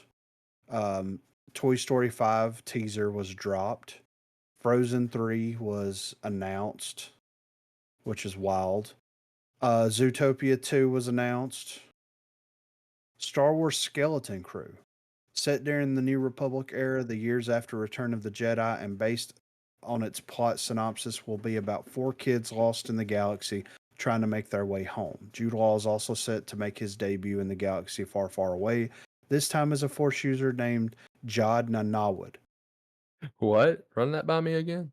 Yeah. It's Jod and then N-A, and then Nawood, Nawood. So, Man, I was really hoping it was going to be Stephen King's dabble with Star Wars. Agatha Oh well. All Along, of course, we're getting that later this year. We The got most unnecessary show. yeah. We got a sneak peek at the Fantastic Four, which looks amazing. I saw that. There was a snippet of Daredevil Born Again. So, alongside Fantastic Four, Daredevil Born Again sequel series also had its exclusive trailer leaked on the internet. Serving as a continuation of the beloved Netflix Daredevil, Charlie Cox and his co star Vincent D'Onofrio, Deborah Ann Woll, and Eldon Henson all returned to make their official debuts in the MCU. Oh, speaking of that Daredevil show, have y'all seen the quotes from D'Onofrio's interviews? They've been slow dripping sequences from or quotes from. No. He claims, according to D'Onofrio, I wish I had the article still, but he claimed that there was stuff that he did in the show that was worse than what they let him do in the Netflix show. Mm-hmm. And well, basically, like they stayed true to these properties that started in a more mature audience field. They haven't squandered it. And he even like the main quote was him going, "There was stuff they made my character do that I can't believe Kevin Feige greenlit." I mean, So I mean, I'm yeah, I'm hoping we still get completely absolute nutcase D'Onofrio Kingpin because I'm here for that motherfucker, dude. yeah, He is one of the best villains yeah, that the MCU has pumped out, and excellent casting. yeah, right. Avatar 3 is now called Avatar Fire and Ash. So no official details of the sequel were revealed, but Cameron did show attendees concept art from the film showing the ash people of the Na'vi and their otherworldly masks, taking clear inspiration from traditional Native American ghost dances. Freaky Friday 2 is now called Freakier Friday, and we seem to be getting back Lohan and Curtis on that, so that's going to be interesting. Tron Ares. Um, Jeff Bridges once again returns to the series set in the world inside a computer mainframe. Co-starring alongside Bridges are Evan Peters, Greta Lee, and Jared Leto. As the Jared Leto is going to be playing Ares. Highly sophisticated AI sent to the real world for an undisclosed mission. It was also revealed that Reznor and Atticus Ross, Nine Inch Nails, will be composing the film's soundtrack. So down for that. Yeah. I know Leto has put kind of a bad taste in people's mouth with the big movies lately. I think this could be the come around. Yeah. With the bridge and the res, the Leto goes. We got a new trailer from Mufasa the Lion King, Ironheart. So, Wait, D23 attended. Ironheart is still a fucking thing right now? Yeah. So attendees got to see some as yet unreleased footage of Riri working on building herself a new suit, as well as a look at villain Parker Robbins, the Hood. The show also stars Alden Ehrenreich, Lyric Ross, Matthew Elam, Angie White, Manny Montana, and Shia Cooley or Kool-Aid. Wasn't wasn't well wait, wasn't Ironheart supposed to tie into Armor Wars? Yeah, I think so. They're probably just gonna mash them together. Think it's a oh yeah. They probably Yeah, backdoored all that footage from Armor Wars and used it to be a big bulk of or nah, I mean surely they wouldn't do that. Who am I yeah. kidding? It's Disney. So Andor 2, we still don't have a confirmed release date for Andor Season 2 beyond 2025, but D23 did give fans of the Rogue One prequel series some exciting new updates. First, Diego Luna discussed how the 12 episode season, Andor's Last, will follow Cassian Andor over a period of 3 years as he becomes a leader in the Resistance. Then, exclusive footage revealed that at least two Rogue One characters would be returning. Ben Mendelsohn is back as Orson Krennic, and Alan Tudyk reprises his role as droid K2SO. Man, Mandalorian. if only they could have cast if they could have had the money for Mads Mikkelsen.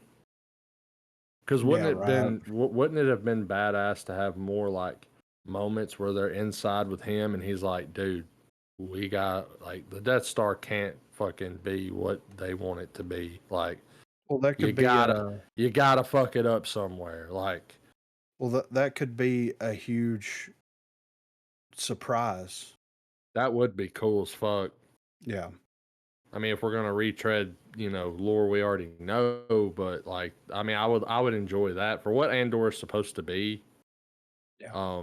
It would be cool to have more of like seeing them win that engineer over to be like, hey man, you really with us? Like, Right. just because I'm a Mads Mikkelsen fan, dude, he's a good actor. Right.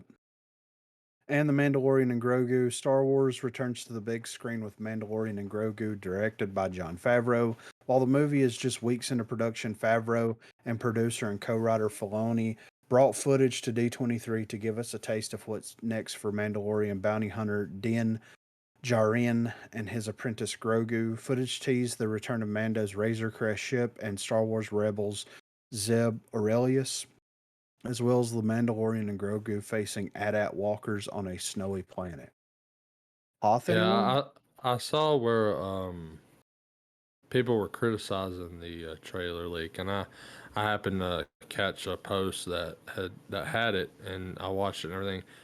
So Favreau is he retconning, or is this just going to be a myriad adventure that just was it'd take too long in the season to tell? I mean, I think this is going to wrap up that whole arc. Because like the Razor Crest was blown the fuck up. Yeah. Like to the point where even though Chick and her droids, there's a reason they had to get the Naboo fighter, Right. because But it was season 2, yeah, like it straight up it got Rebel Moon, man. yeah.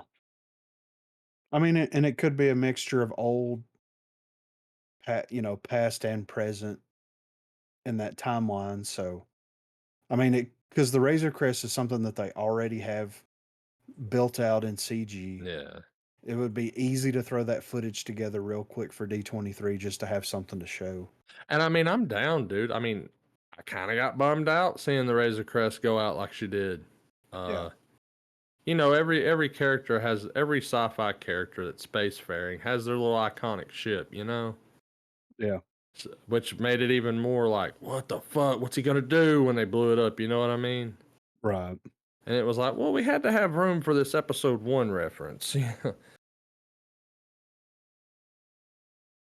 But yeah, D23, I mean, we did get some Star Wars information. They didn't have any at Comic Con. So it was nice to see, we're going to get one more season of Andor. Wrecking Crew looks interesting. Skeleton Crew, I mean. And yeah, so we'll see what happens with everything. But yeah, I'm ready for some trailers. Bet. Bet it up. Lay it on us. Roll that beautiful. Yeah.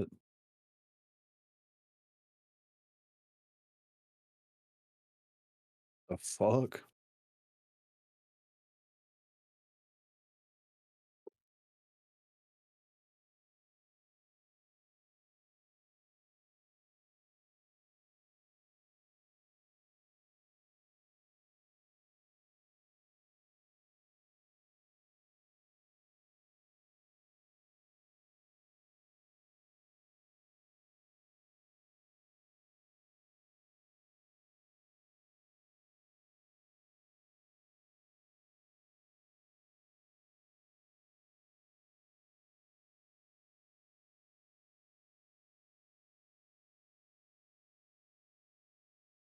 He's in a coma.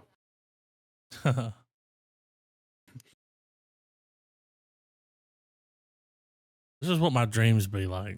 Yeah, for real. You got a black hole growing in your lungs. What? Great.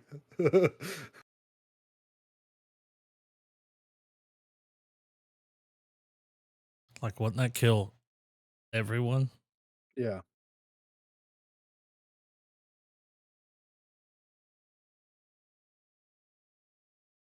Interesting concept. Yeah.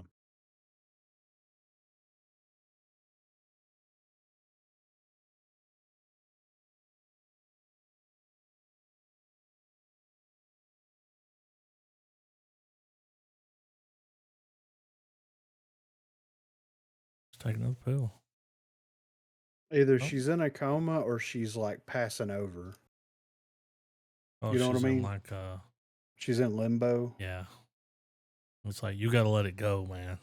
Yeah. Let it go, Joe. Oh, I'm excited about this. You know, they did reshoots. Did Eli Roth work on this too? Do you remember when we saw Snow White and the Seven Dwarfs, what they look like? Yeah. They don't look like that no more. I remember Now the they look like outrage. Hornswoggle. Now they look like that puppet they got down there at Baggage. Oh my god. From Labyrinth? Yeah. Okay. All right. All right, I'm gonna play it. They do, man. It looks weird.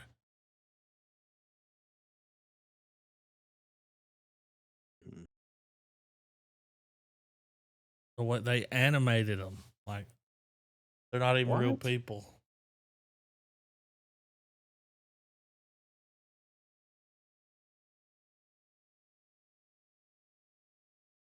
See? This weird as fuck. Well, they look like they did in the cartoon, but Yeah, not but still cartoon. though. God.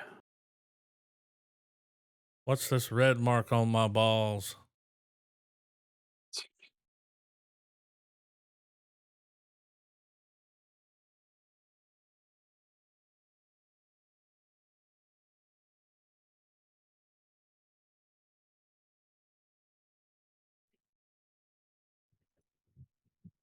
That Bambi? Is that Bambi? Yeah. I already Rifted. know. Yeah. I mean, it is Disney. Oh. Don't eat the apple. Eat the apple. I'm gonna No. like. Why'd they save her ugly ass face as like a tease? Like, let's save that for the movie.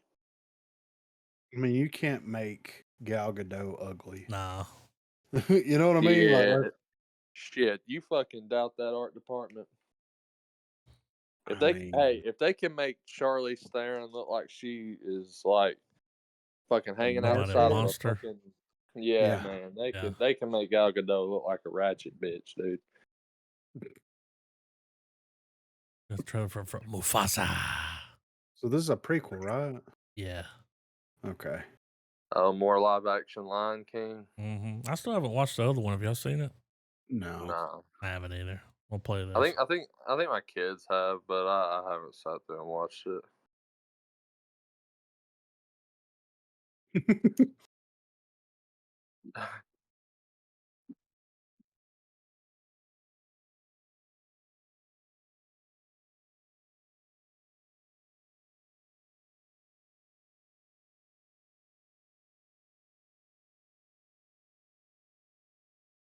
Now we're gonna see what fucked them up.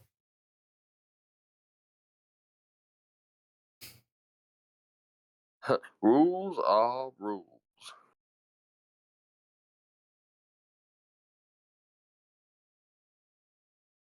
Uh,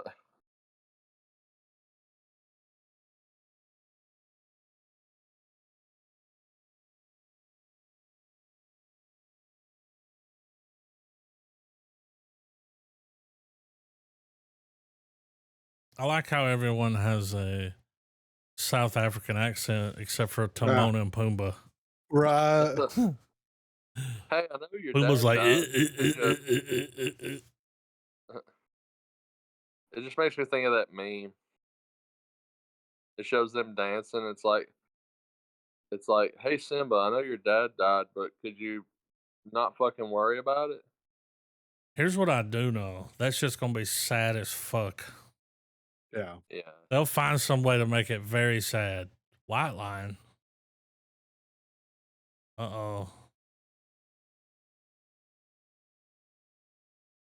Look at the camera. This Christmas. So What's the Scar first? saw him and was like, I want to be like that guy.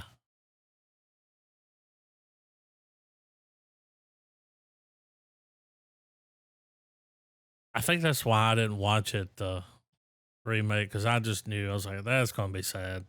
Yeah.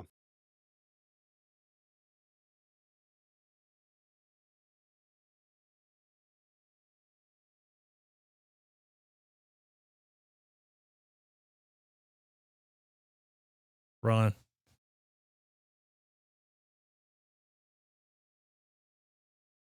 Lots of Rafiki. musical numbers, you know?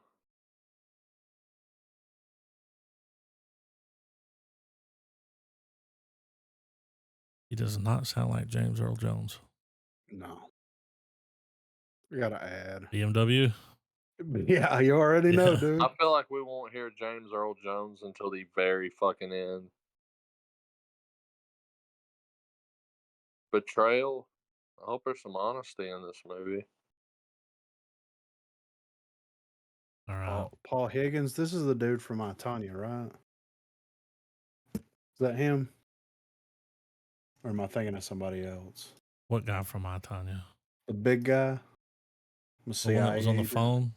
Yeah. Nah, that's not his name. Oh, Paul Walter Hauser. Okay, never mind. He was a Paul.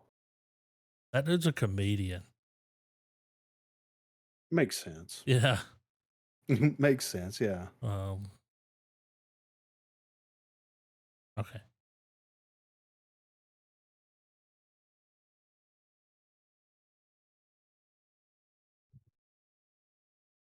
Come on.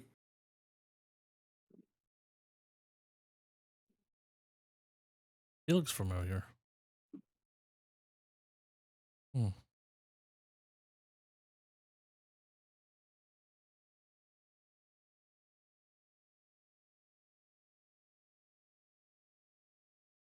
Damn.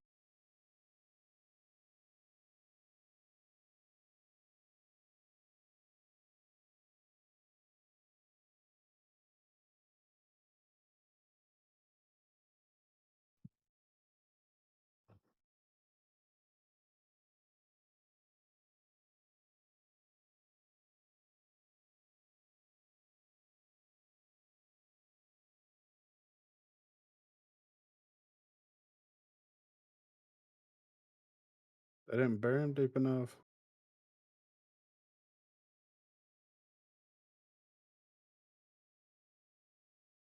He's angry.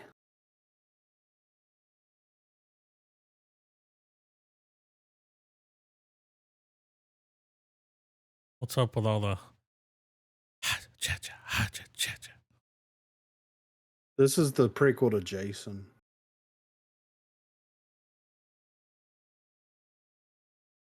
Someone went and moved the body. Yeah. And they go back there like the body's gone. Yeah. What?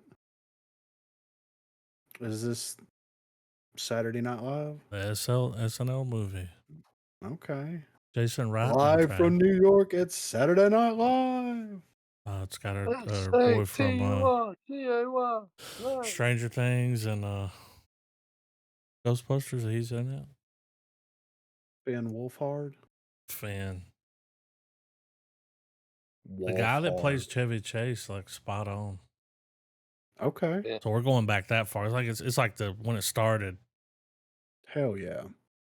When it was good. Yeah. When it was good. Back when it was good. Like 70 years ago. Like, like back when I could go get a subscription to Mad Magazine. When it was good.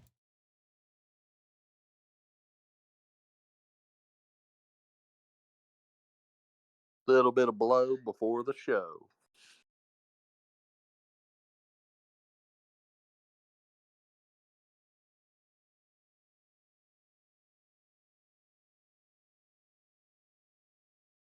The whole name?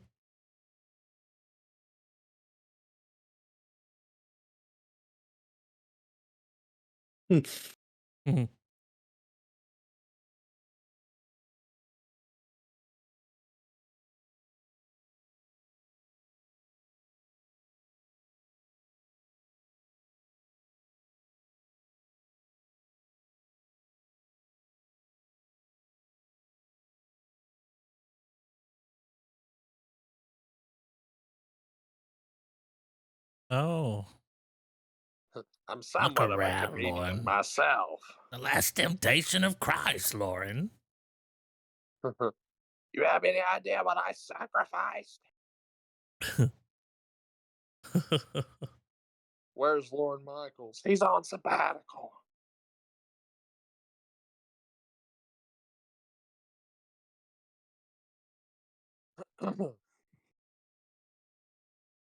Now we know. Now we know the prequel to the Lighthouse. He got stressed the fuck out working for Lorne Michaels.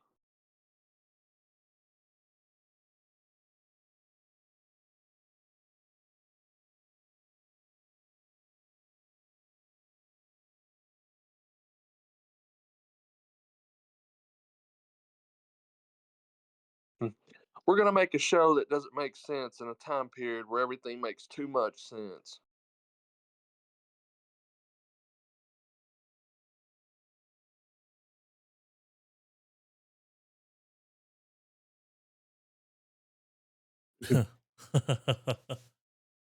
It looks good. Yeah. And the I think it's show's gonna be still good. going 49 years later. Yeah, You know? right. I mean, probably should have been canceled, but Yeah. oh, we got the Okay. skeleton with what'd you say? The wrecking crew. Wrecking Crew, dude. Tune those Get me the drums. wrecking crew. Beep beep ba doop beep boop beep beep boop. You know, Queuing it up.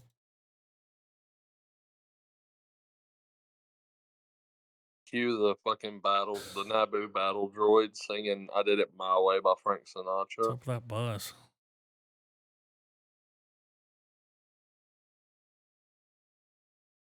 John Spider Man, Watts did the Spider-Man stuff, yeah. What is this? Space camp? is this Star Wars Stranger Things?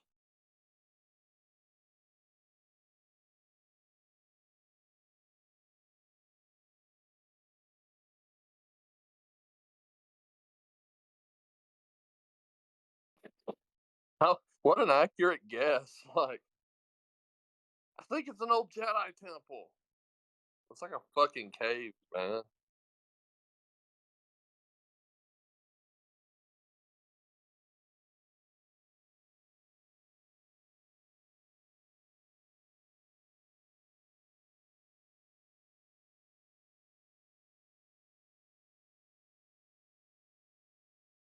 I don't know how I feel about this. Is that Goonies in space? I think it's That's gonna the vi- be that's the I think vibe it's I'm gonna be getting. good. Huh?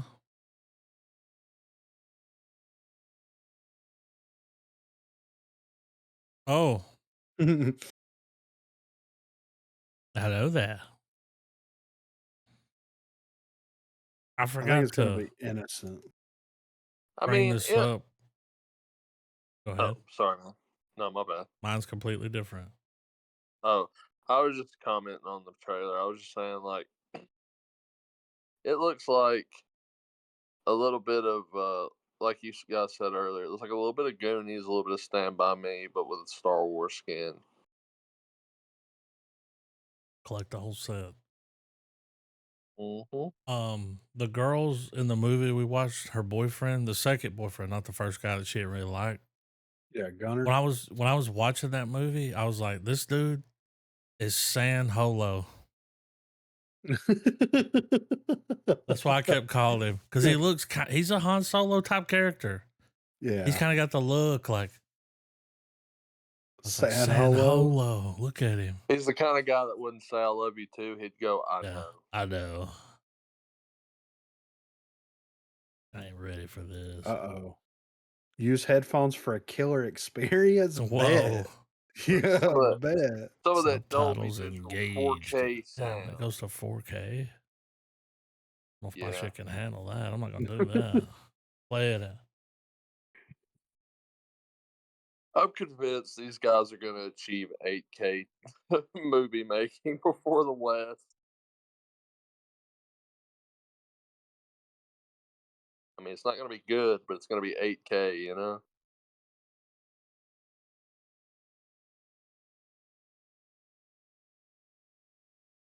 What's Are happening? we fighting the Trojans? Yeah, what are we doing? We're rewriting history. Dude, their mythology is so expansive that like they literally have movie ideas forever.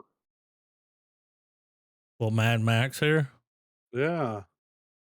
Wiriosa. Look at these coins. Why are they so big? They look like coasters.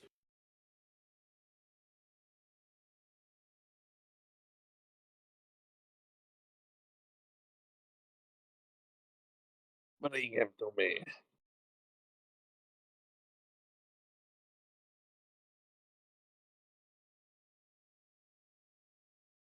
Still waiting for the cops to show up. I know, right? Start beating the shit out of people with Like, I think sticks. that's the Roman soldier, right? Yeah. The music's lame, but the lyrics are cool.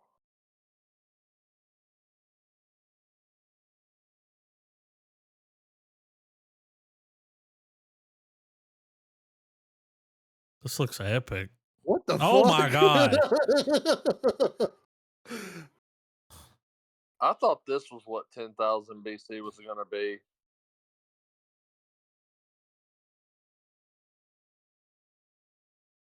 They just keep outdoing themselves, dude.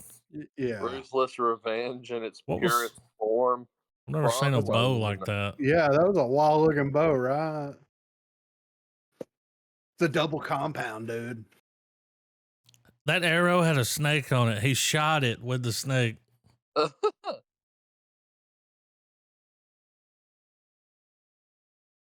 Oh. Thought we were about to get Lake Placid. Man, I was hoping he was going to get up and do a turtle man. Uh-oh, here come the cops. Oh. Fuck your brown pie. I'm down to watch that. That actually looks really interesting. Wild looking. Kangova. Send this guy right over. All right, are we going back to, or was it Boy Kills World? Let's What it's do called? It. Yeah. That's what we pushed back to do the Snyder cuts. Yeah. And then we'll have to get in a Twister after that. You know what I'm saying? I'm down. Oh, do we have the Tweesters? We're gonna see what all the hype's about. Twisters definitely feels like a whole Top Gun Maverick type situation. Yeah, it's happening. Well, I'm hoping we get, and I've not seen any clips, none of that shit. I just want a Sam Raimi hectic, like little frantic shot. You know, like when a door's trying to get ripped open and it goes to one corner, next corner, the face panicking, another corner. You know that shit. Yeah. Mm-hmm. We get that, but it's the fucking storm chasing cars anchoring themselves into the pavement. I mean, because that's one thing I do know is that they upgraded to where they're showing, like, you know, they obviously have all the modern storm stuff, you know. Yeah. But like that's gonna be cool. And that's just biased because one of the things I used to watch with the old man a lot, man, is we watch those tornado reality TV shows where people are like storm chasing and shit. Yeah. And I always enjoyed the ones where that those guys would take that step further and invest in like making their cars windproof and debris proof and shit. And they just go get in the track of the storm and just fucking anchor that bitch in place and just let that thing hit it and it could handle it. Yeah. Boy Kills World. Checks in the mail. Raise the fucking flag.